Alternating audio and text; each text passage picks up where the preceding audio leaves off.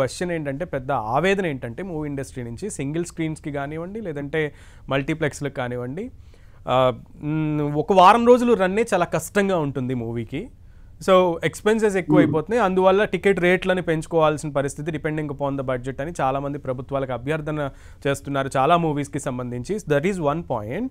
అసలు 1 వీక్ 15 డేస్కే ఓటీటీలోకి వచ్చేస్తుంటే why should people will go to movie theatre అనేది కూడా ఇంకొక క్వశ్చన్ సార్.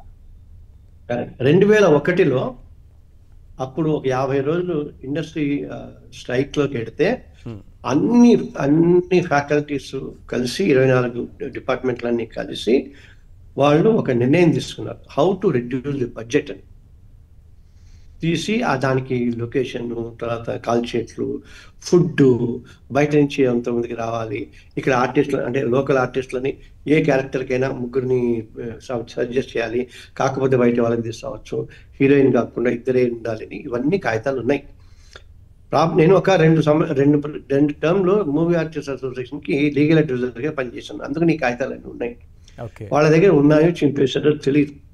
ఎందుకంటే ఇప్పుడు రీఆర్గనైజేషన్ యాక్ట్ ప్రకారము 2 ఆంధ్రప్రదేశ్ తెలంగాణ 2 రాష్ట్రాలైనాయి, 2 రాష్ట్ర గీతాలైనాయి, 2 అధికార భాషా దినోత్సవం, 2 ఎఫ్టీసీలు అయినాయి. ఇప్పుడు ఇవన్నీ వాళ్ళు అంతకుముందు AP film chamber of commerce, AP film producers council ఉండేది కదా. తెలంగాణ వస్తోందనేసరికి భయపడి వాళ్ళ వ్యవహారాలు, వాళ్ళ ఆస్తులు ఎక్కడ పోతాయి అనుకుని దాన్ని తెలుగు అని పేరు పెట్టేశారు.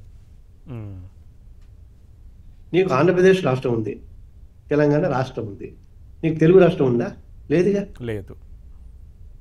మరి ఆంధ్రప్రదేశ్ రాష్ట్రంలో సినిమాలు కావాలంటే ఎలాగా? అక్కడ ఇన్ఫ్రాస్ట్రక్చర్ అభివృద్ధికి చెందాలా, అక్కడ వాళ్ళకి అవకాశాలు రావాలా?